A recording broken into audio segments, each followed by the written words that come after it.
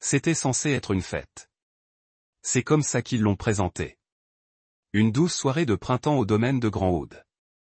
Étayée et à les éclairer à la lanterne. Champagne sur des plateaux d'argent. Le nom de Noël gravé sur tout, des serviettes au menu, comme si elle était une reine. Et d'une certaine manière, elle était la fille de Clarissa Grant, Iris du charme et du venin. Et moi, l'homme que l'histoire avait réécrit comme une note de bas de page embarrassante. J'ai su dès l'instant où j'ai mis les pieds sur le domaine que je n'étais pas à ma place. Je l'ai senti à la façon dont le valet a pris mes clés comme s'il me rendait service. À la façon dont les têtes se tournaient, mais personne ne faisait de place. Ce n'était plus mon monde. Peut-être que ça ne l'a jamais été. Mais j'étais venu pour Noël. Elle m'avait envoyé un texto la veille. Bref, presque réticent.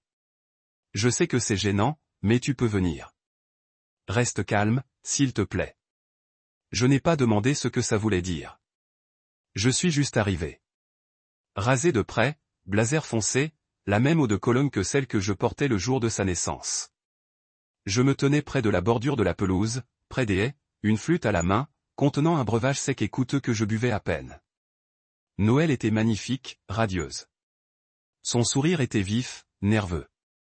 En me voyant, il s'adoucit un instant. Cela suffisait. Puis vint le moment où j'avais commis l'erreur de m'approcher de l'arche du jardin pour prendre une photo des guirlandes lumineuses. Clarissa, mon ex-femme, toujours aussi impeccablement soignée et émotionnellement froide que le jour où elle m'avait dit que je ne correspondais plus au récit. Elle avait cette façon d'entrer dans une pièce comme un rideau de parfum et de givre. Ses talons frappaient les pavés comme des coups de marteau. Elle m'avait repéré de l'autre côté de la pelouse et buvait une boisson gazeuse dans une main, le bracelet en argent de sa mère scintillant dans l'autre. Je ne me suis pas préparé. J'aurais dû. On ne flâne pas comme un père fier. Elle siffla en me rejoignant, d'une voix basse mais sèche. Tu n'es plus mon mari. Je suis le père de Noël, dis-je calmement. Ça n'a pas changé. Clarissa plissa les yeux comme une épine, cherchant le coup fatal, puis elle éleva la voix. Tu n'es plus mon mari. Elle aboya assez fort pour stopper le quatuor à cordes. Les têtes se tournèrent, certaines haltèrent, d'autres chuchotèrent, d'autres sourirent, puis elle me poussa. C'était peut-être instinctif. Peut-être avait-elle juste assez bu. Ou peut-être savait-elle exactement ce qu'elle faisait. Quoi qu'il en soit, je perdis pied. Le bord de marbre de la fontaine était glissant sous mes mocassins. Mes bras tournoyaient. J'essayais de me stabiliser sur le rebord en fer pourri, mais c'était trop tard. Je plongeais en arrière, les bras battant des ailes, ma colonne vertébrale claquant l'eau avec un plouf si fort que l'écho résonna sur la pelouse. L'eau froide et chlorée m'engloutit un instant avant que je ne remonte à la surface, trempé et sonné comme un figurant raté d'une mauvaise série. Le silence se rompit rapidement. Les halètements se transformèrent en rires. Les rires se sont transformés en applaudissements. J'ai entendu quelqu'un dire, il a de la chance qu'on l'ait laissé entrer. J'étais assise là, l'eau dégoulinant sur mon visage, ma chemise plaquée sur ma poitrine, mon blazer flottant comme une cape triste autour de moi. Quelque part, un serveur a murmuré, dois-je l'aider, et quelqu'un d'autre a ricané. Laissons-le mariner.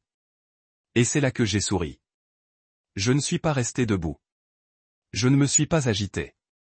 Je me suis juste assise bien droite dans l'eau, les bras posés sur le bord de la fontaine comme un homme profitant d'un bain décontracté. J'ai regardé Clarissa, le mascara intact, la rage bouillonnant dans sa poitrine comme une traînée de poudre. J'ai regardé au-delà d'elle aussi.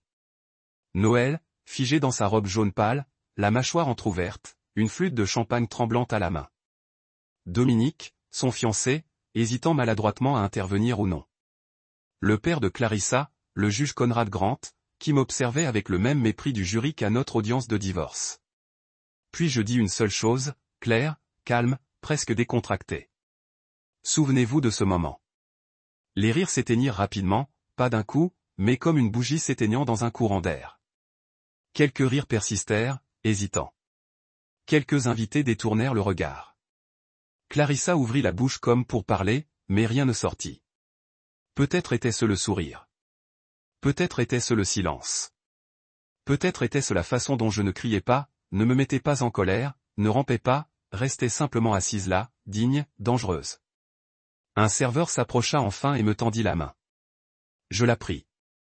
Mes chaussures s'écrasèrent en sortant de l'eau, des gouttes tombant comme des points de ponctuation autour de moi. J'ôtai mon blazer et le posai soigneusement sur une chaise proche. Quelqu'un essaya de me proposer une serviette. Je la repoussai d'un geste de la main.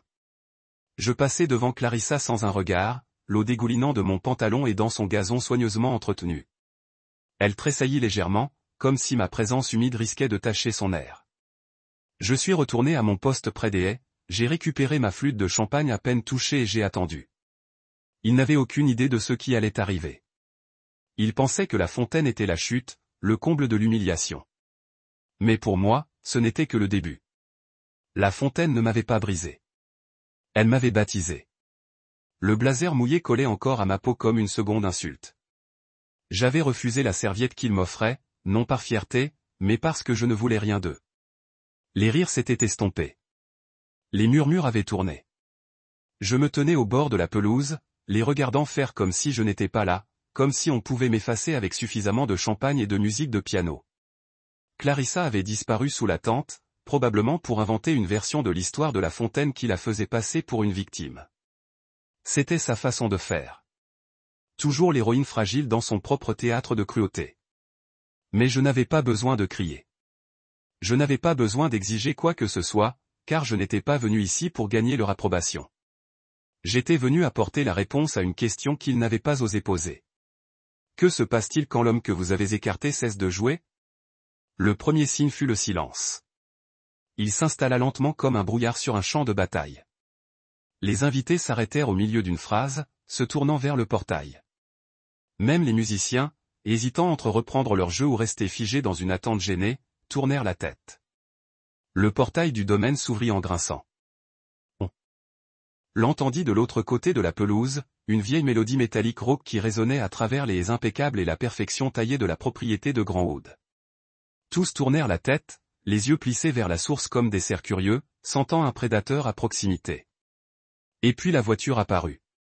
Pas n'importe quelle voiture. Une Mercedes Maybach noire, longue et basse, sa carrosserie polie luisant sous les guirlandes lumineuses comme si elle était née d'ombre et de cire. Derrière elle, deux autres véhicules sombres, silencieux, fluides et synchronisés. Ni des limousines, ni des Uber de location. Ce n'était pas pour le spectacle. C'était pour la précision. Le genre d'arrivée qui ne s'annonce pas avec fracas, mais avec puissance. Clarissa sortit de la tente juste à temps pour voir la portière arrière de la voiture de tête s'ouvrir brusquement et devancer Corandre, tranchant comme une lame et 2 fois plus dangereux. Costume 3 pièces gris anthracite, bouton de manchette marbré, et cette expression qu'il arborait toujours. Comme s'il avait déjà deviné chacun de vos mouvements et décidé que cela ne valait pas la peine de cligner des yeux. Corin n'était pas seulement mon avocat. Il était mon scalpel, mon épée, mon silence transformé en arme. Les gens se tournèrent les uns vers les autres pour demander à voix basse qui il était. On entendait le frémissement. C'est Corandre. Attendez, c'est le Coran docteur? C'est le type qui a géré cette affaire immobilière offshore à Genève. Non. Non.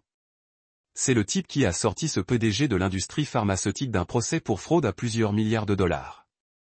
Que fait-il ici? Corin ne les regarda pas. Ses yeux étaient rivés sur moi. Calme, détendu, concentré. Puis la portière arrière de la deuxième voiture s'ouvrit. Tessa sortit comme si elle entrait dans une salle de réunion qui lui appartenait déjà. Ses cheveux noirs étaient coiffés en un chignon lâche, ses talons claquaient doucement sur l'allée de gravier du domaine. Elle ne souriait pas. Tessa ne souriait jamais quand elle travaillait. Ni conseillère d'affaires, ni enquêtrice, elle ne s'intéressait absolument pas à l'opinion de qui que ce soit. Elle me fit un signe de tête avant de s'approcher de Corin. C'est à ce moment-là que le rire cessa pour de bon. Le sourire narquois de Clarissa s'évapora. Sa main se resserra autour de la flûte qu'elle tenait. Elle se tourna vers son père, le vieux juge, comme pour lui demander ce qu'il savait. Il avait l'air tout aussi perplexe. Tant mieux, car ils allaient bientôt comprendre à quel point ils avaient pris du retard. Corin s'approcha de moi en premier. Il ne fit aucun commentaire sur ma chemise trempée ni sur mes chaussures dégoulinantes. Il me tendit simplement un blazer bleu marine propre, repassé et plié, avec une pochette en soie de la même teinte que le bleu le reste. Ce n'était pas juste une tenue de rechange. C'était un rappel. Je n'étais jamais à court d'idées. Corin se tourna vers la foule. Pas de micro, pas de haussement d'épaule. Il n'en avait pas besoin. Le silence était total. Il aurait pu murmurer, et ils auraient tout de même entendu chaque syllabe. Monsieur Locke a quelques documents à présenter, dit Corin d'une voix calme et riche comme du velours dissimulant une lame. On sentait la panique s'emparer de la foule. Les gens bougeaient, murmuraient. Quelques-uns regardaient Clarissa. Elle était figée. Tessa s'avança, ouvrant un dossier relié en cuir. Elle le serra contre un bras comme un juge présentant des preuves. Son regard parcourut la pelouse, s'arrêtant brièvement sur Clarissa, puis sur Mason, le frère de Clarissa, et enfin sur le juge. Elle ne sia pas, soyez bref, dit-elle d'un ton sec et précis, mais précis. Clarissa s'avança, ses talons s'enfonçant dans l'herbe. C'est un événement privé. Vous n'en avez pas le droit. Corin leva la main. Veuillez ne pas m'interrompre. Vous êtes toujours en possession de biens de l'entreprise et de biens immobiliers. Cela nous regarde vraiment. Mes anciens beaux-parents ressemblaient à un jury pris au piège avec des preuves en poche. Noël s'était rapproché de Dominique, hésitant entre intervenir et reculer.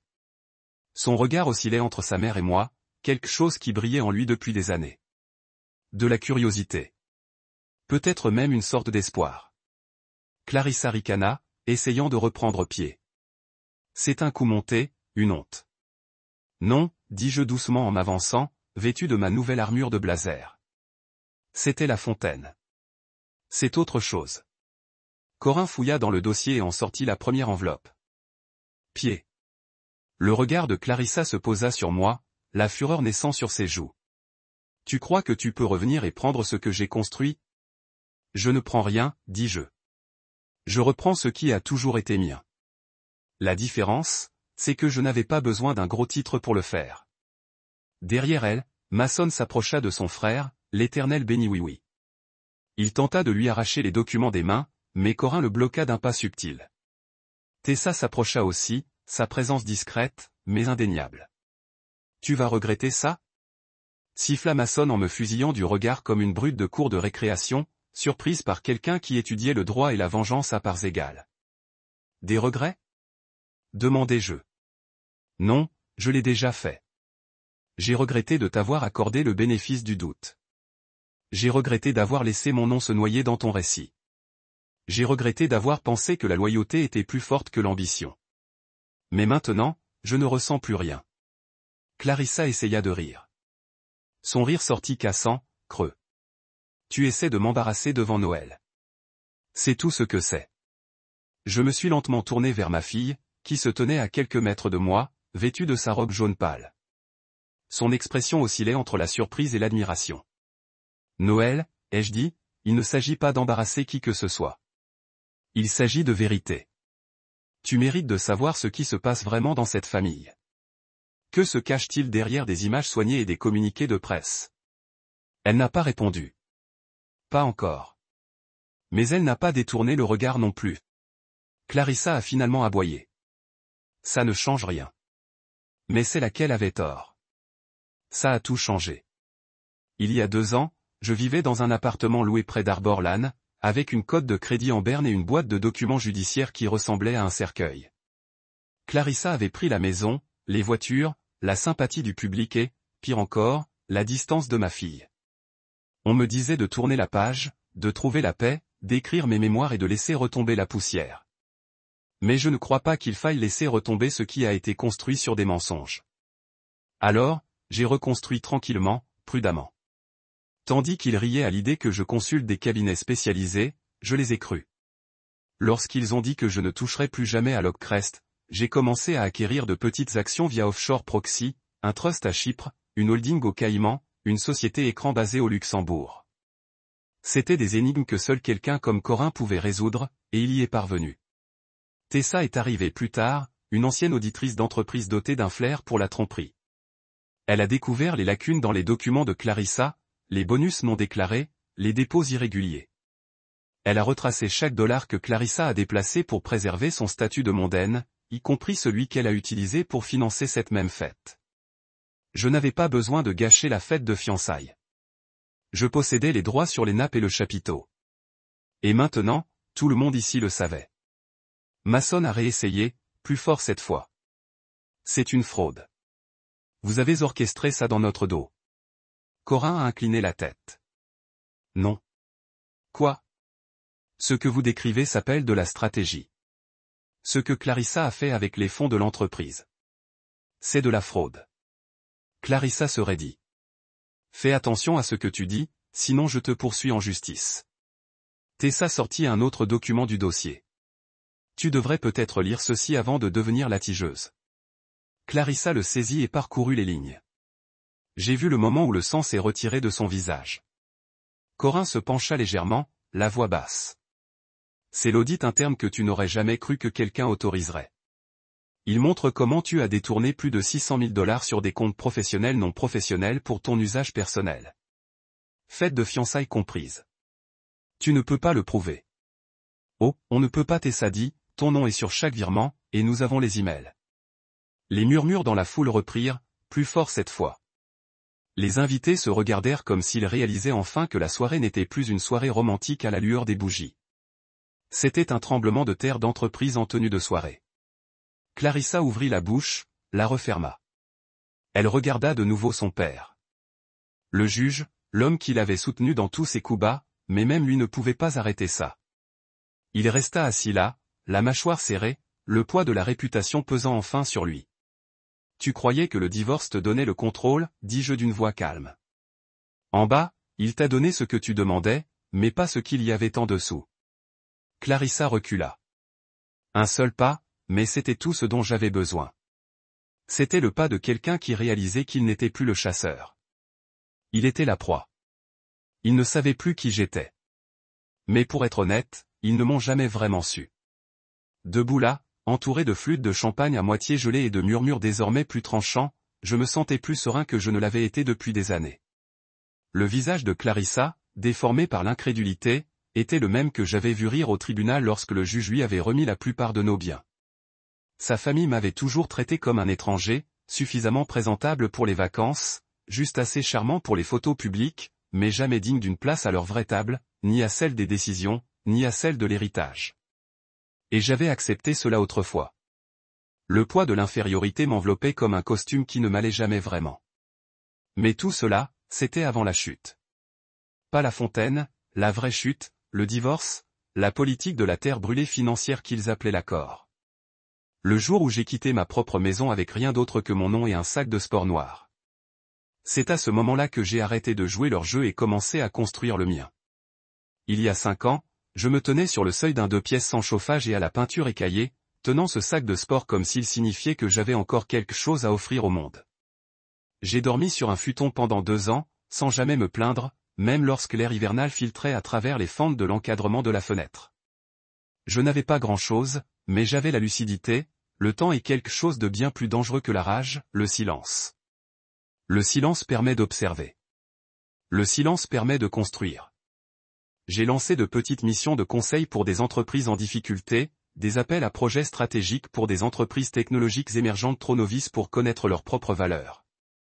La plupart me payaient en actions, certains en chèques de dernière minute et en promesses de dons. Je conservais tous. Les reçus, chaque présentation que je faisais, chaque dollar que je réinvestissais. J'ai vu des entreprises échouer et prospérer. J'ai appris ce qui rendait les gens désespérés. J'ai appris ce qui les rendait imprudents, et j'ai pris des notes sur chacun d'eux. Tout a commencé avec une société écran, puis 3. Puis un portefeuille de 12 partenariats silencieux, tous dissimulés sous des participations stratégiques, un nom que j'avais choisi délibérément.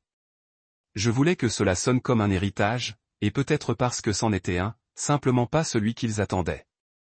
Pendant que Clarissa tenait ses galons et récitait des interviews soigneusement préparées sur son passé, j'investissais dans les conseils d'administration discrètement, légalement et méthodiquement. La clé n'était pas la vengeance. C'était l'anonymat. Chaque acquisition était un coup d'échec. Chaque fonds qui la mettait sous pression ne la poursuivait pas. J'évoluais juste sous ses pieds, jetant les bases du genre de coup d'État qui ne faisait jamais la une des journaux avant d'être accompli. Je me souviens encore du jour où j'ai acheté le premier lot d'actions Locrest Media. Seulement 2% par l'intermédiaire d'une société de procuration à Dublin. À peine un murmure, mais c'était la faille. Au cours des 18 mois suivants, j'ai exploité tous mes contacts. Anciens associés, actionnaires désabusés, dissident discret au sein de l'entreprise que Clarissa pensait posséder. Certains ont vendu malgré elle. D'autres ignoraient totalement à qui ils vendaient. Peu importait. Petit à petit, j'ai récupéré ce qu'elle n'avait jamais mérité. Corin a trouvé la clé ultime, une clause oubliée dans le contrat de division des activités post-divorce, que les avocats de Clarissa n'ont jamais lu avec suffisamment d'attention. Elle autorisait une restructuration en cas de changement de contrôle, une clause restée en suspens jusqu'à ce que j'atteigne 51%. Puis 62%. C'était il y a 72 heures. Le matin où j'ai franchi le seuil, je me trouvais dans mon bureau, un étage minimaliste dans un gratte-ciel du centre-ville, les murs recouverts de verre, pas de portrait. Je n'avais pas envie de mettre en valeur ce que j'avais construit. Ce qui m'intéressait, c'était ce qu'il restait à prendre. Tessa était déjà là, tablette à la main, le café fumant à côté d'elle. C'est l'heure, avait-elle dit sans lever les yeux. Tout est classé, demandai-je. Elle hocha la tête. Classé, horodaté, sécurisé. Les emails de transfert avaient été envoyés il y a 1 heure. Les avis de passage étaient sur leur bureau. Corin était intervenu un instant plus tard, un épais dossier à la main. On réserve la date? Je ne souris pas. J'avais juste dit, les fiançailles de Noël. Ils ne s'y attendront pas. Il y eut un bref silence. Assez longtemps pour que Tessa lève les yeux, l'expression indéchiffrable. Tu es sûr, demanda-t-elle. Absolument. Parce que je ne voulais pas de conférence de presse. Je ne voulais pas de coup d'état en salle de réunion. Je voulais un jardin rempli de champagne et d'artifices. Je voulais la même élégance soignée qu'ils avaient toujours utilisée pour me rabaisser. Et je voulais la reconquérir. Non pas avec éclat, mais avec une signature. Maintenant, debout sous les mêmes guirlandes lumineuses sous lesquelles il trinquait autrefois sans moi, je ne pensais pas à l'humiliation. Je ne pensais pas à la fontaine ni aux soupirs des invités. Je pensais à la femme qui m'avait un jour confié que j'avais de la chance d'être marié avec elle. La femme qui m'avait dit, tu n'es pas fait pour l'Empire. La femme qui tremblait maintenant, une enveloppe à la main, tandis que l'Empire autour d'elle craquait sous le poids de son propre ego. Ils ne savaient plus qui j'étais, mais ils apprenaient. Chaque conversation chuchotée. Chaque regard en coin d'un invité essayant de déterminer de quel côté de l'histoire se placer. Chaque bouche sèche ravalant des regrets. Clarissa n'avait pas l'habitude d'être dominée. Elle ne savait pas comment gérer la situation. Elle se déplaçait comme un animal acculé, les narines dilatées, un sourire figé sur la panique, essayant de tisser une nouvelle réalité plus vite que l'ancienne ne s'effondrait. Rien de tout cela ne change ce que les gens pensent de toi, siffla-t-elle en me rejoignant enfin. Tu es toujours l'homme que j'ai quitté. Non, dis-je doucement. Je suis l'homme que tu n'as pas vu venir. Elle ouvrit la bouche pour répliquer, mais je la contournai, ne laissant derrière moi que l'odeur de l'encre et de la précision. Je levai les yeux et croisai le regard de Noël. Elle m'observait. Vraiment. Le genre de regard qui efface des années de mémoire et redonne espoir. Je ne fis pas signe de la main. Je ne donnai aucune explication. Je hochai simplement la tête et retournai vers Corin et Tessa qui attendaient. Parce que les fondations n'ont pas besoin d'applaudissements. Elles doivent juste tenir jusqu'à ce que tout le reste s'effondre. L'odeur du jasmin et du vin flottait dans l'air, s'accrochant à la tension qui s'étendait désormais sur la pelouse comme un fil tendu. Quelques instants plus tôt, les invités portaient des toasts, posés sous des guirlandes lumineuses, trinqués au-dessus des canopées de crevettes. Maintenant, ils se tenaient en groupes incertains, le champagne à moitié levé, les conversations interrompues au milieu d'une phrase, les visages tournés vers moi dans la petite tempête que j'apportais avec moi. Je m'avançai, le léger claquement de mes maudites chaussures sur l'herbe impeccable, seul bruit dans ce bref silence.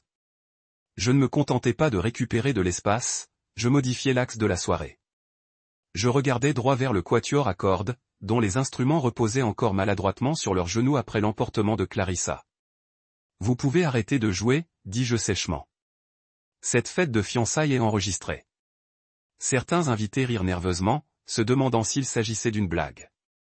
Clarissa, non. Elle tourna brusquement la tête vers moi, l'air incrédule.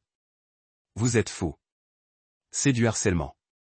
Puis Corin s'approcha de moi, tenant un document plié en 3, scellé d'or et tamponné par un juge.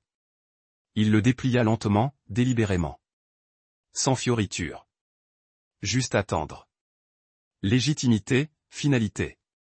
Ceci, dit-il en le tenant suffisamment haut pour que Clarissa et son père puissent le voir, est une autorisation judiciaire pour une divulgation d'urgence des actionnaires dans un contexte de litige sur les actifs de l'entreprise. Qu'est-ce que ça veut dire? Cracha Mason, les yeux rivés sur son père, qui se tenait maintenant droit comme un piquet, le visage sculpté dans le marbre du tribunal. Corin continua, d'un ton tranchant comme un scalpel. Ça veut dire que ce n'est plus une fête. C'est une assemblée générale extraordinaire. Et cette propriété, il fit un geste autour de nous. Vers l'élégante tente, la scène louée, le jardin soigné avec ses haies taillées sur mesure, a été financé en partie par des fonds détournés appartenant à l'Oakcrest Media. Ce qui signifie que ce domaine est désormais officiellement contesté. Des halètements, des murmures, un verre brisé quelque part derrière moi. Les yeux de Clarissa lançaient des éclairs. C'est une fête pour notre fille, pas un cirque pour ton ego. Je m'approchai d'elle, calme, sans ciller. Tu as fait de ce cirque un cirque en payant avec de l'argent qui ne t'appartenait pas. Tu as simplement supposé que personne ne le retrouverait jamais. Clarissa se tourna vers son père. Papa, dis quelque chose. Le juge Conrad Grant baissa les yeux sur le document, lisant les sections surlignées, parcourant les signatures. Sa mâchoire se contracta, mais il ne dit rien. Et ce silence, il était plus fort que tous les verdicts qu'il avait jamais rendus depuis son siège. Mason s'avança. Tu es juste amer d'avoir perdu le divorce. Tu es jaloux. C'est juste une mise en scène. Non, répondis-je. C'est une question de responsabilité. Vous pensiez tous pouvoir m'étriper au tribunal, me faire exhiber et danser sur les cendres. Je t'ai laissé me considérer comme insignifiant. Et pendant que tu riais et détournais les fonds de l'entreprise pour gonfler ton image, je me suis reconstruit. Tu as utilisé l'Oakcrest comme ta tirelire personnelle. Et je l'ai récupéré morceau par morceau, discrètement, légalement. Maintenant, nous y sommes. Ce n'est pas personnel. C'est du business. Tessa nous a alors rejoints, brandissant sa tablette. Voulez-vous que je commence le résumé des informations? Cria Clarissa. C'est toujours la fête de fiançailles de ma fille. Tessa la regarda, complètement impassible. C'est regrettable, car d'après les registres financiers que vous avez autorisés, cette fête est répertoriée dans le cadre d'une initiative de relations publiques approuvée par le conseil d'administration, ce qui signifie qu'elle est la propriété de l'entreprise, ce qui signifie qu'elle nous concerne. Dominique, le fiancé de Noël, s'avança de la foule.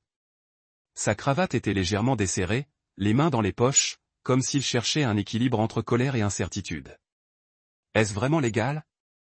Corin se tourna vers lui, l'air neutre. Absolument. Et votre présence ici, en tant que bénéficiaire potentiel du statut de L, fait de vous une partie concernée au sens du code d'éthique des actionnaires. La main de Noël trouva le bras de Dominique. Il ne nous attaque pas, dit-elle doucement. Il répare quelque chose. Clarissa se précipita vers elle. N'ose pas prendre son parti, mais Noël recula. Votre camp n'est pas celui que je croyais.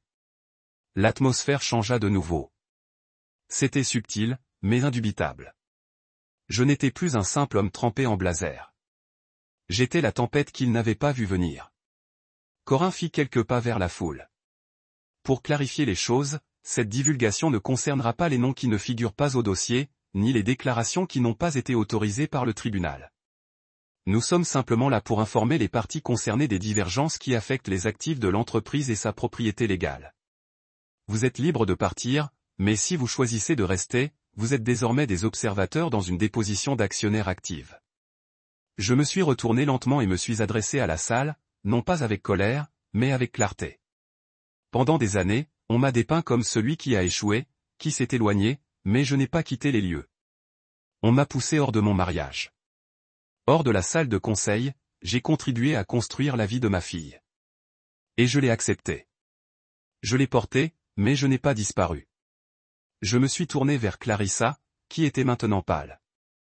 Elle avait toujours les bras croisés, arborant toujours ce masque de défi. Mais ses yeux scintillaient. À la recherche d'un point d'appui qui n'existait plus. Ce moment, ai-je dit, n'est pas une question de vengeance. Il s'agit d'archives et de transparence. Deux choses que cette famille a longtemps évitées. Corin a hoché la tête. On continue?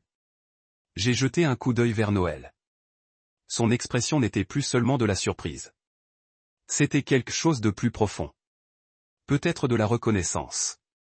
Peut-être du regret. Oui, ai-je dit. Commençons. Tessa connecta la tablette à un écran portable installé près de l'entrée de la tente. Probablement prévu à l'origine pour un diaporama des photos d'enfance de Noël, il affichait désormais une feuille de calcul, des colonnes, des postes, des historiques de virements, des numéros de compte, et à chaque nouvelle transaction révélée, le récit se figeait. Clarissa tenta une fois de plus d'intervenir, la voix tremblante cette fois. C'est toujours la fête de ma fille, mais le juge Grant finit par parler. Clarissa, arrête. Elle se figea. Il n'éleva pas la voix. Il ne la regarda même pas. Mais à ces 3 mots, tout le domaine trembla, car la loi, son bouclier de toujours, n'était plus de son côté. Elle n'était plus la fille du juge. Elle n'était qu'une accusée parmi d'autres. Je me tenais sous les lanternes qui avaient autrefois allumé Rire et Toast, mais qui n'illuminaient plus que la vérité révélée. Le visage de Clarissa était devenu pâle, sa mâchoire si serrée que je me demandais si elle pouvait seulement entendre le bruit de son empire s'écrouler autour d'elle. Elle essayait encore de reprendre le contrôle pour que la soirée retrouve le fantasme raffiné qu'elle avait si longtemps élaboré. Mais c'était trop tard. Je suis monté sur la petite estrade destinée au discours de fiançailles. Mes chaussures de ville, encore humides de la fontaine, laissaient de légères traces sur le bois poli. Le micro, posé sur son pied argenté, attendait la bénédiction du père de Clarissa, les quelques mots larmoyants de Noël, les toasts, les flashs et les déclarations de joie éternelle. Au lieu de cela, je les saisis. Les murmures se sont à nouveau tus. Cette fois, il n'y avait aucune confusion dans leur silence, juste de l'anticipation, une étrange soif. Les gens adorent voir le pouvoir basculer, surtout quand il ne leur appartient pas. J'ai tapoté le micro une fois, laissant le bref retour sonore irriter l'air, puis j'ai regardé ma fille droit dans les yeux. Noël, ai-je dit doucement, mais clairement, je suis désolé. Ce n'est pas la fête de fiançailles que tu avais imaginée. Je sais ce que c'était censé être, une célébration de l'amour, de la famille, d'un avenir. Elle se tenait à quelques mètres de la tente, Dominique à ses côtés, la main légèrement enroulée autour de son avant-bras. Ses yeux, d'un brun profond comme les miens, exprimaient tout. Conflit, incertitude, et autre chose. Immobilité. Je me tournai vers les autres invités. Mais si nous devons parler d'avenir, il faut commencer par la vérité. Pas de poudre aux yeux, pas de miroir. Je laissai cela se dissiper avant de détourner le regard. Je trouvai Dominique dans la foule, le dos droit, l'air réservé. Son père se tenait à ses côtés, mince, les cheveux couleur sel, avec la posture prudente d'un homme hésitant à décider s'il assistait à une implosion ou à une première partie. Je croisai le regard de Dominique. « Tes parents sont au courant ?» demandai-je. « Comment cette famille m'a traité ?» L'homme qui a élevé Noël. L'homme qui était présent au récital, aux anniversaires, à chaque éraflure au genou et à l'expo-science. Même après avoir été arraché de chez moi. Dominique ne scia pas. Ils le savent maintenant. Sa voix n'exprimait aucune colère. Juste de la compréhension. Une élégance tranquille auquel je ne m'attendais pas, mais appréciée. Clarissa a bondi en avant, des talons frappant la pierre comme des tambours de guerre. Ce n'est pas le moment pour cela. Vous vous humiliez. Je me tournai calmement. Clarissa, cela a cessé d'être à propos de moi au moment où vous avez utilisé des fonds d'entreprise pour fabriquer cette illusion. Vous avez transformé une étape importante en un coup de relations publiques. Vous avez invité tout le monde à accepter la vérité. Vous utilisez l'engagement de notre fille pour diffuser vos griefs. Je l'ai coupé. Pas avec le volume, mais avec la finalité. Non, j'utilise ce moment pour récupérer ce qui a été volé. Ma voix, mon intégrité, ma place dans une famille qui a essayé de m'effacer. J'ai regardé vers Dominique. Je ne suis pas là pour saper votre engagement. Je suis ici pour m'assurer que l'homme épousant ma fille voit clairement. Que vous savez ce qui se trouve derrière le rideau. Pas seulement les photos organisées et les arrangements floraux, mais la tige de la fondation. Sa mère, élégante, portant une robe saphir et des perles, s'avança doucement vers l'avant. Nous avions entendu des choses, a-t-elle dit, mais nous avons supposé qu'ils étaient exagérés. La famille de Clarissa a présenté une image très différente. J'ai hoché la tête. Ils l'ont toujours fait, et je les ai laissés. Pendant des années, je suis resté silencieux pour le bien de Noël. Je les laisse déformer qui j'étais parce que je croyais qu'un jour elle venait chercher la vérité seule. Clarissa a de nouveau essayé de saisir le micro, mais Tessa s'est avancée juste à temps. Sa main n'avait pas besoin de toucher Clarissa, qui planait juste dans l'avertissement. C'était suffisant. Clarissa recula comme si elle avait été giflée. Je me suis tourné vers ma fille. Noël, je n'étais pas le mari parfait, mais j'étais toujours ton père. Et quand j'ai tout perdu, quand ta mère m'a peint après coup, je n'ai jamais cessé de me présenter pour toi. Même quand je devais me tenir dans l'ombre de ma propre vie, elle pleurait maintenant. Pas sanglotant, pas dramatique, juste des larmes silencieuses comme quelque chose de long enterré s'ouvrait en elle. J'ai tenu le micro dans une main et ouvert mon autre paume vers elle. Tu ne me dois rien. Je n'ai pas fait ça ce soir pour te gagner. Je l'ai fait pour arrêter de mentir par omission parce que le silence peut protéger un enfant, mais cela peut également étouffer la vérité. Clarissa a essayé de parler à nouveau. Elle ne veut pas votre voyage de culpabilité. Dominique l'a interrompu. Clarissa, assez. Les mots l'ont stupéfait en silence. Dominique s'avança, sa main tombant de Noël. Cette journée consistait à célébrer Noël et à construire quelque chose d'honnête ensemble. Mais si vous me dites que les gens autour d'elle ont construit leur vie sur la manipulation, alors je veux savoir. J'ai besoin de savoir. Je l'ai hoché la tête. Ensuite, vous êtes déjà un homme meilleur que je ne l'étais à votre âge. Cela l'a fait s'arrêter, puis hocher la tête. Le père de Clarissa se dirigea vers la scène, le visage rigide de désapprobation. Ce n'est pas le forum pour cela. C'est le forum exact, j'ai répondu. Parce que cette fête n'a jamais été une célébration. C'était une performance, un à payer avec des fonds volés, drapé de faux sourires et organisé par une famille qui a oublié que la vérité n'a pas besoin d'une invitation. Le juge Grant n'a pas répondu. Il se retourna et s'éloigna lentement comme si une vie de contrôle avait finalement rouillé. J'ai quitté la colonne montante. Noël m'a rencontré à mi-chemin. Elle n'a rien dit au début, enroula juste ses bras autour de moi comme si c'était l'instinct. Comme les années de distance entre nous se sont effondrées dans ce seul moment de calme. Tu n'as pas gâché la fête, murmura-t-elle. Vous avez sauvé l'histoire. Derrière nous, scintillaient les lumières. La musique n'était pas revenue. Les invités n'avaient pas repris leurs lunettes de ticking. Ils regardaient quelque chose qu'ils n'avaient jamais pensé voir. Un homme auquel ils riaient une fois, debout dans l'œil de la tempête avec la vérité enfin de son côté. Et le vrai beau-père a finalement reconnu. Cela n'a pas pris longtemps. Le matin, les gros titres avaient déjà fait surface. Points de vente locaux, puis régionaux. À midi, il était devenu national. Une photo de moi trempé dans l'eau, les cheveux tournés en arrière, debout calmement au bord de la fontaine en marbre avec mes mains reposant sur la pierre comme si j'y appartenais.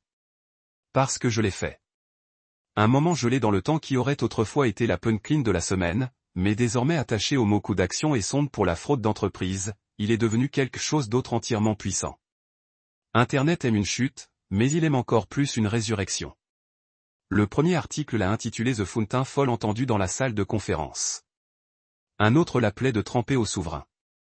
Un de mes favoris, le parti de Clarissa Grant se bloque. Mais ce n'était pas seulement la photo ou le drame qui a pris feu.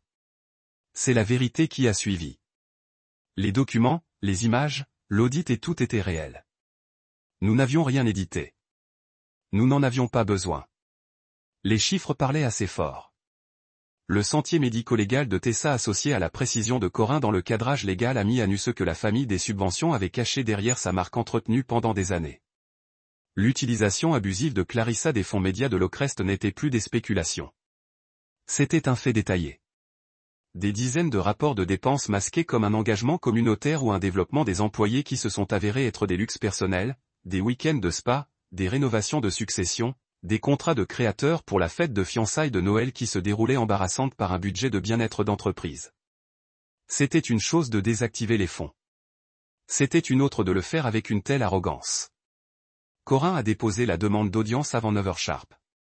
Je n'avais même pas besoin d'être là en personne. Il l'a préféré de cette façon. Laissez l'optique. Parlez, m'a-t-il dit. Vous avez déjà fait la partie qui compte. Donc, je me suis assis dans mon bureau au centre-ville, la lumière du soleil tranchant à travers les stores comme les barres dorées sur le sol, et j'ai regardé le flux en direct comme un homme qui regarde un cours d'histoire se corriger. Clarissa a essayé de parler au début, toujours l'orateur, toujours sûr que la pièce lui appartenait. Mais l'audience était serrée, contrôlée. Chaque fois qu'elle élevait la voix ou tentait d'injecter des émotions, la présidente interromput, nous y reviendrons. Veuillez rester avec les faits. Et les faits l'ont vidé. Tessa a parcouru le conseil d'administration à travers le calendrier, les reçus, les transferts bancaires, même les métadonnées de la PDF, tout lié. Chaque dépense a été déposée par la Clarissa. La location de jardin a payé la division du bien-être et de l'enrichissement culturel. Marc. C'est peut-être vrai, mais vous ne pouvez pas préserver une image avec de l'argent qui n'était pas la vôtre. Clarissa regarda son frère. Mason ne rencontrerait pas ses yeux. Elle a regardé son père. Il regarda en avant, immobile. Pour la première fois, elle se tenait seule, non seulement dans le nom, mais en conséquence, et je n'avais pas besoin de dire un mot, car le silence fonctionnait enfin pour moi. Ils ont montré la vidéo de la fontaine ensuite. Pas seulement le clip viral du téléphone d'un invité, mais les images de la caméra discrète de Tess. Un grand angle, un son clair, Clarissa criant, la poussée, les éclaboussures, le rire, les halètements. Puis ma voix résonnant dans l'immobilité. Rappelez-vous ce moment. Il résonna à nouveau dans la rediffusion de la salle d'audience comme une prophétie. J'ai tout vu depuis mon bureau. J'ai regardé l'histoire qu'il pensait m'humilier devenue celle qui les démêle. Et je n'ai pas souri. Je me suis assis immobile, ressentant le poids de tout cela. Pas de joie, pas de vengeance, mais d'une sorte de justice tranquille qui ne demande pas d'applaudissements. En fin d'après-midi, le conseil a voté pour suspendre Clarissa en attendant une enquête complète. Elle a essayé de discuter, de pivoter, de recadrer, mais le gave l'est descendu au figuré et littéralement, et cela a été fait. Clarissa Grant, la femme qui m'a une fois expulsé d'une salle de réunion avec une vague condescendant de sa main, était maintenant sous enquête par une planche qu'elle ne contrôlait plus. Les retombées des relations publiques étaient rapides et brutales.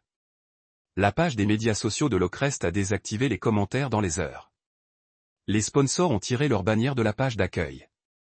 Les présentateurs de nouvelles qui ont autrefois dirigé sur les galas philanthropiques de Clarissa ont maintenant rejoué la vidéo de la fontaine avec des légendes au ralenti.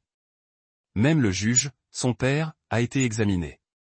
Sa signature avait autorisé plusieurs rapports de dépenses discrétionnaires. Corin s'est assuré de les référencer subtilement à l'audience.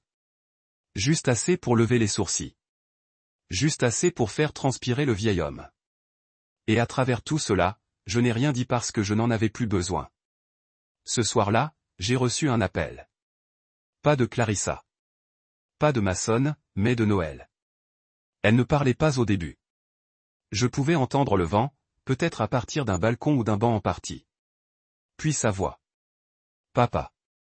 Ce mot, simple et doux, a fait plus pour me secouer que n'importe quel verdict. Je suis là, dis-je. J'ai tout vu, chuchota-t-elle. Elle. Je ne savais pas que c'était si mauvais. C'est bon, dis-je. Tu n'étais pas censé savoir. Ils s'en sont assurés.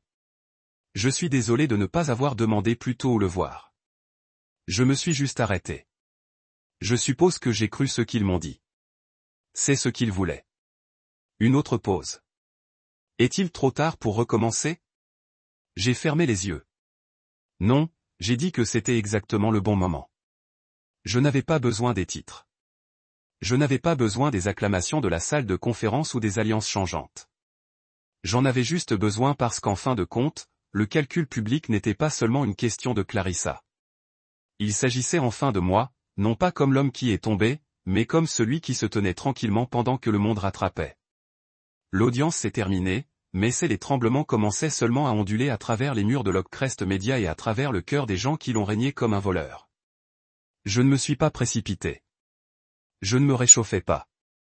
Au lieu de cela, j'ai déménagé avec précision.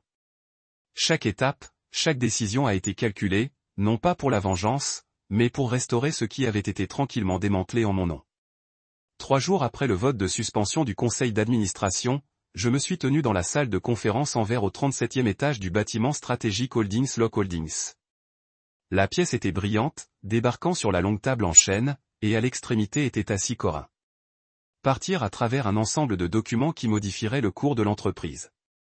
Tessa était à côté de lui, expression nette, tablette à la main. Une trace numérique de signature et d'acquisition allumant son écran. C'est le dernier set, a déclaré Corin, glissant un dossier en cuir vers moi. Vous signez ceci et c'est fait. 62%. Contrôle exécutif complet réintégré sous votre nom. Je m'arrêtai, les doigts brouillant le cuir. Le dossier était lourd, pas dans poids, mais dans le sens. C'était le moment. Pas le moment du spectacle. Pas le parti ou l'audience ou le chaos des médias sociaux. Mais le changement personnel silencieux que personne ne pouvait me prendre. Propriété. Réel légal. Gagné. J'ai ouvert le dossier et scanné la page. Mon nom imprimé clairement sous le sceau de l'entreprise. Graham Locke. Fondateur, président exécutif, majorité des parties prenantes. Clarissa avait toujours pensé qu'elle avait gagné parce qu'elle est repartie avec le bâtiment, la marque et la sympathie. Mais elle n'avait jamais vu les fondations, l'architecture sous le nom. J'avais passé les 2 dernières années à reconstruire ces poutres jusqu'à ce qu'elles se tenaient dans un pantouse qu'elle ne réalisait même pas que je possédais. J'ai signé. Corin hocha la tête, recueillit les documents et les a remis à un courrier en attendant à l'extérieur.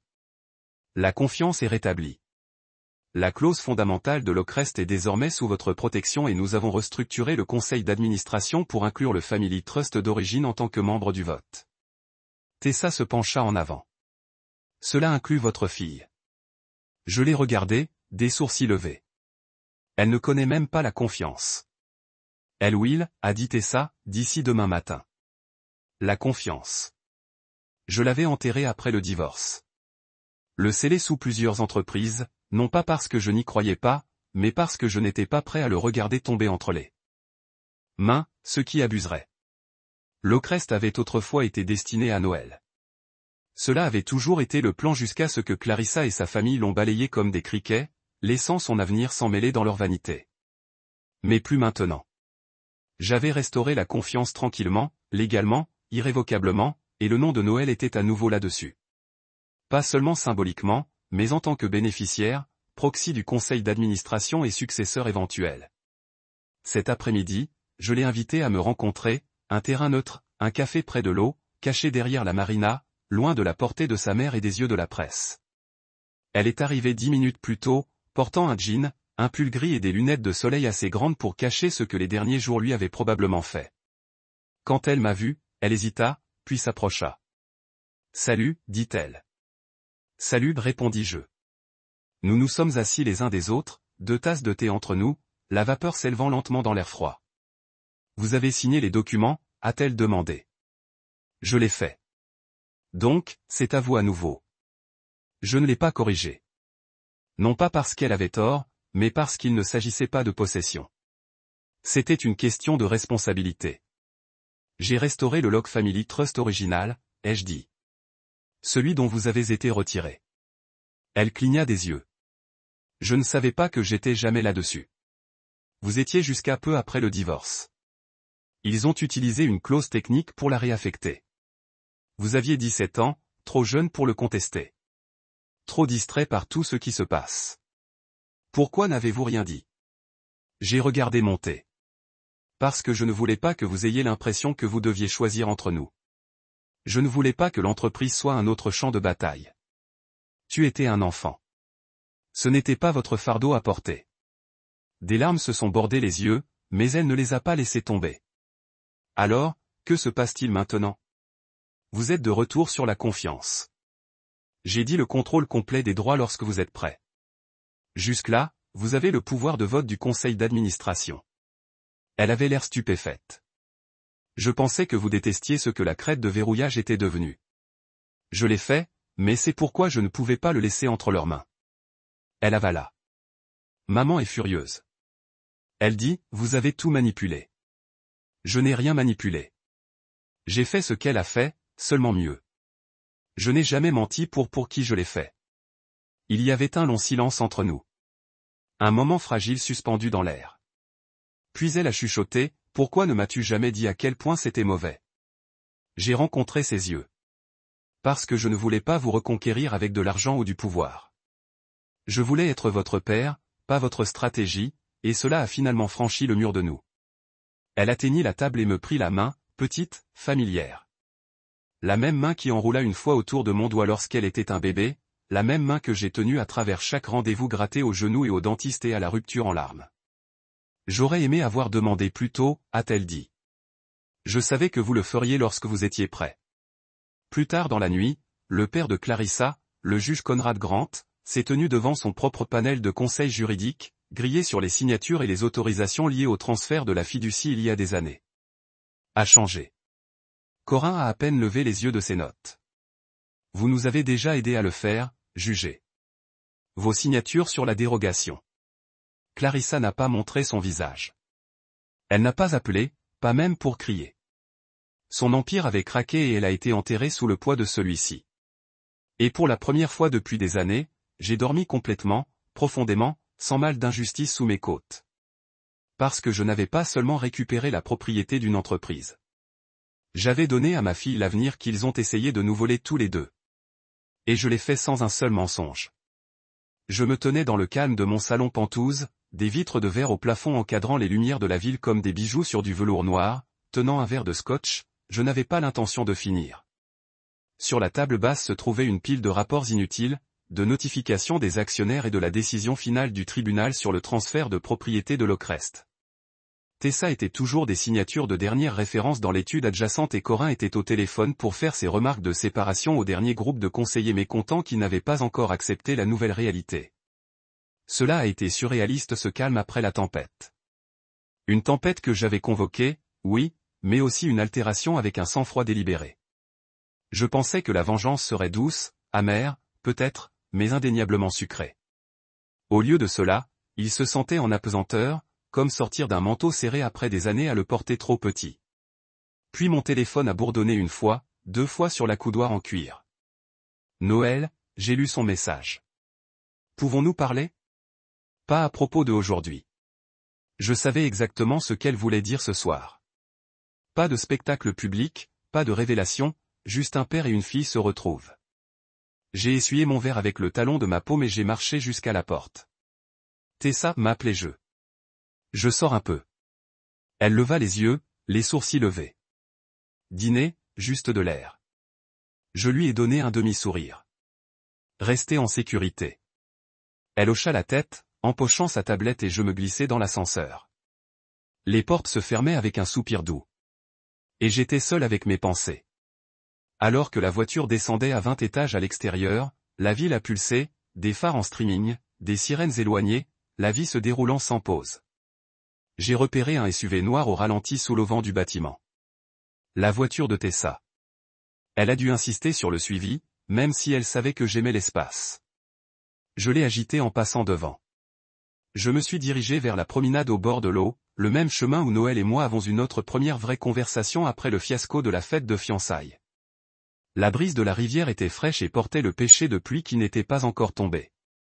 Les lampadaires jettent des halos dorés sur le trottoir, et l'eau scintillait comme du verre fondu. Je l'ai trouvée près de la balustrade, les mains dans les poches de sa veste en cuir, regardant l'eau. Elle se tourna alors que je m'approchais, ses cheveux lâches, attrapant le vent. Et, dis-je doucement. Et, résonna-t-elle. Nous n'avons pas parlé un instant, nous avons juste regardé la ville scintiller à nos pieds. Enfin, demandai-je. Besoin d'un verre? Elle a fait un petit sourire. Peut-être quelque chose. De chaud. Je l'ai conduite dans un café voisin, l'un de ces gymnases cachés avec des radiateurs en plein air et des cabines de bois noir. Nous nous sommes installés dans une table d'angle et une serveuse nous a apporté 2 tasses de chocolat chaud, la sienne avec de la crème fouettée, la mienne avec une photo d'espresso. Noël a pris une longue gorgée, les yeux fermés pendant une seconde. Merci pourquoi? Pour tout ce soir. Vous, elle s'arrêta, cherchant des mots. Tu m'as défendu, même quand cela signifiait démolir tout ce que je détournais les yeux comme si le reflet de la rue était plus sûr que mes yeux. Tout ce que je croyais de ma famille. Non, j'ai dit que je te défendais. Je me suis défendu la vérité et je l'ai fait parce que vous méritez cela. Vous méritez de connaître les gens que vous aimez. Elle hocha la tête.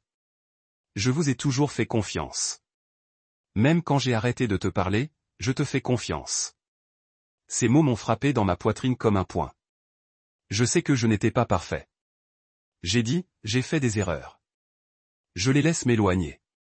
Je pensais que je vous protégeais en restant silencieux, mais peut-être que je me protégeais. Elle a atteint la table et m'a pris la main. Vous m'avez protégé du début. Vous l'avez juste fait d'une manière que je n'ai pas compris. Nous nous sommes assis en silence à nouveau. Nos tasses réchauffant l'espace entre nous. J'ai pensé à Clarissa, à sa fureur, à son déni, à son absence maintenant. Aucune excuse n'arrivait. Elle n'en méritait pas. Et le silence entre nous était sa propre réprimande. Noël a rompu le silence. Que ferez-vous maintenant? J'ai jeté un coup d'œil à ma montre, mais l'heure n'avait pas d'importance. Que voulez-vous que je fasse? Elle m'a regardé, les sourcils se méfiaient. Je veux que mon père revienne. Pas le stratège. Pas l'actionnaire. Juste toi. J'ai ressenti une chasse d'eau dans ma gorge. Le genre qui fait attraper votre voix. C'est tout ce que j'ai toujours voulu. Elle sourit. Petit mais réel. Alors commençons. J'ai serré sa main. Tout ce dont vous avez besoin. Elle hésita. Restez avec moi demain. Peut-être parler d'autre chose. Mon voyage en Espagne le mois prochain. Visites universitaires. Espagne. J'ai répété en souriant. Ouais, dis-m'en plus. Elle se pencha en arrière, réchauffée par le chocolat et la promesse de normal. Ce n'est pas seulement un voyage. C'est pour mon programme d'études à l'étranger, mais je ne sais pas si je devrais y aller. Avec tout ce qui s'est passé, j'ai l'impression d'avoir besoin d'être ici. Vous devez faire ce qui vous convient le mieux, ai-je dit. Si l'Espagne est l'endroit où vous vous retrouverez, vous devriez y aller. Je serai ici en attente. Elle hocha la tête, se mordant la lèvre. J'y penserai. Nous avons terminé nos boissons. La conversation a évolué vers des sujets plus légers. Les livres qu'elle lisait, un film qu'elle voulait voir, son café préféré au centre-ville. Des choses normales, des choses précieuses. Lorsque nous sommes finalement retournés dans l'air nocturne, la pluie était tombée. Juste une pincée assez pour briller sur nos vestes. Je lui ai offert mon bras et elle a lié la sienne par le mien. Merci, dit-elle encore. Pourquoi? Pour ne pas me laisser partir sans combat. Je m'arrêtai sous un lampe-poste, la regardant. Vous ne l'avez jamais fait. Elle me leva les yeux, un scintillement de rire dans ses yeux. Bien, parce que je ne sais pas ce que je ferais sans toi. Nous sommes retournés vers le bâtiment, des pas en écho. J'ai pensé au mois à venir. Documents pour finaliser, réunion du conseil d'administration, annonce publique. Mais rien de tout cela n'était aussi important que ce moment. La vraie victoire n'était pas l'entreprise. Ce n'était pas la décision finale du tribunal. C'était ça. Récupérer le rôle que j'avais perdu. Reconstruire le lien que j'avais égaré et le faire sans excuse parce que certaines choses n'en ont pas besoin. Au moment où nous avons atteint l'entrée, Noël s'arrêta. Papa. Ouais. Bonne nuit. Bonne nuit, gamin. J'ai regardé sa tête à l'intérieur, sûr et sûr. Puis je me suis retourné, j'ai marché jusqu'à ma voiture et j'ai glissé au volant. Et pour la première fois depuis longtemps, je savais sans aucun doute que j'étais exactement là où j'étais censé être. Aucune excuse nécessaire, juste la promesse de demain. Un mois plus tard, le domaine où j'ai été poussé dans une fontaine a été inscrit à la vente. J'ai vu le titre sur un fil de propriété à 8h30 du matin. La succession de Grand Wood sera vendue aux enchères en vertu de l'ordre bancaire. Une photo familière accompagnait la liste, la pelouse tentaculaire, la fontaine en pierre brillante en son centre, le balcon où Clarissa a prononcé des discours de subvention comme si elle était royalisée. La légende ci-dessous disait, ancienne maison de la famille des subventions, maintenant en forclusion après une restructuration financière. Je n'ai pas souri, pas tout de suite. Il y a eu un instant, juste un instant, où j'ai fermé les yeux et laissé le silence s'installer. Une sorte de calme qui se sentait plus profondément que la paix. La dernière Clarissa n'avait pas appelé. Mason n'avait pas tendu la main. Même le juge Grant s'était retiré dans la coquille de retraite qu'il a construite pour échapper à l'effondrement. Pas de déclaration, pas de rotation, juste d'absence. C'était parfait. Je me tenais sur le toit de mon bâtiment, café dans une main. La ville s'est répandue dans toutes les directions comme un monde que je possédais finalement. Au-dessous de moi, les voitures se déplaçaient comme du sang à travers des artères. La vie a continué. Mais ici, c'était toujours équilibré. Tessa sorta de l'ascenseur derrière moi, tablette à la main, des lunettes de soleil reposant sur sa tête, son manteau fouetté dans le vent du printemps. « Vous êtes debout tôt » a-t-elle dit, s'approchant avec son demi-sourire habituel. « Je ne dors jamais tard » j'ai répondu. Trop de bruit dans ma tête. Elle m'a tendu la tablette. La prochaine acquisition déjà en mouvement. Vendredi, les investisseurs attendent Greenlight. J'ai scanné le document. Détail d'une filiale des médias que nous avions tranquillement commencé il y a des semaines. C'était parfait, rentable et vulnérable, juste comme je les aime. Alors que je remis la tablette, Tessa s'attarda. « Vous avez souri dans cette fontaine, dit-elle, des yeux fixés sur moi. La plupart des gens auraient cassé, crié, se sont déchaînés. Tu as souri. » J'ai gloussé un son sec car ce n'était pas la véritable humiliation. Que pensaient que j'avais besoin de leur validation? J'ai pris une gorgée de mon café et j'ai regardé l'horizon. La fontaine n'était que de l'eau, froide, brève. Ce qu'ils m'ont fait des années auparavant, c'est la vraie trahison. Et j'ai survécu à cela. Elle m'a étudié pour un battement. Vous n'êtes pas comme la plupart des clients.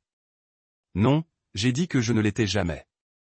Tessa n'a rien dit pendant un moment, puis plus doucement. Mais cette nuit-là vous a changé. Je l'ai regardé.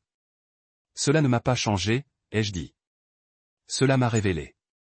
Nous nous sommes tous les deux tournés vers le bord du toit où une barrière de verre nous a séparés de la goutte.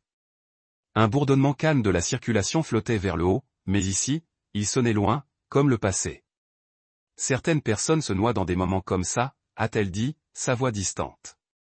Mais pas toi.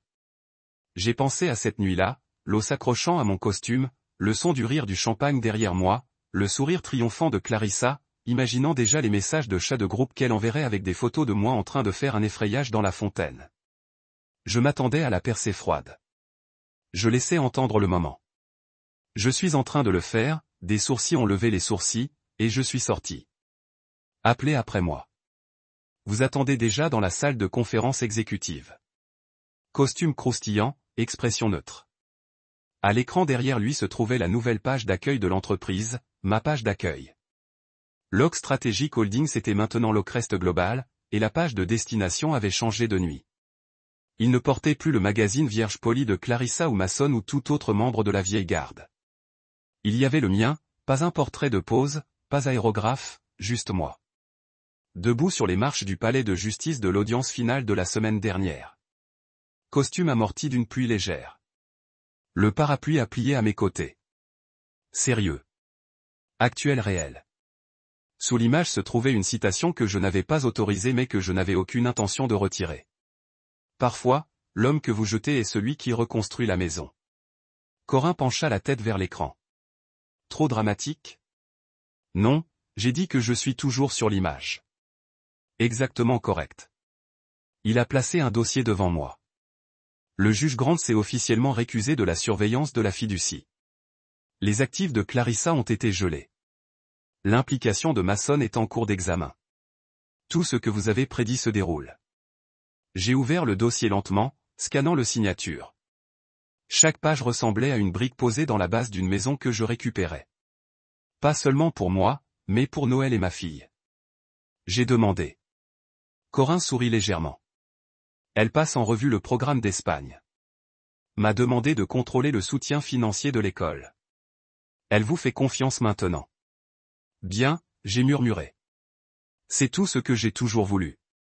Cet après-midi, je me tenais à la même fontaine dans laquelle je me suis poussé, pas dans le domaine, mais dans le parc du centre-ville. Un design de marbre similaire, élégant, circulaire, un rappel symbolique. Mais ici, j'étais seul. Je me penchais sur le bord, regardant dans l'eau. Claire immobile. J'ai atteint la poche de mon manteau et j'ai sorti une photo. Noël, à l'âge de 6 ans, tenant ma main à la foire de l'automne de son école. Son sourire était grand, dents. Je me suis souvenu de ce jour-là. Elle avait remporté un prix pour nommer toutes les planètes du système solaire dans l'ordre. J'ai laissé la photo dériver dans la fontaine, non pas comme un acte de lâcher prise, mais d'honorer l'homme qui n'a jamais cessé de se présenter, même quand il n'était pas invité. L'eau a ondulé une fois, puis s'est installée, et moi?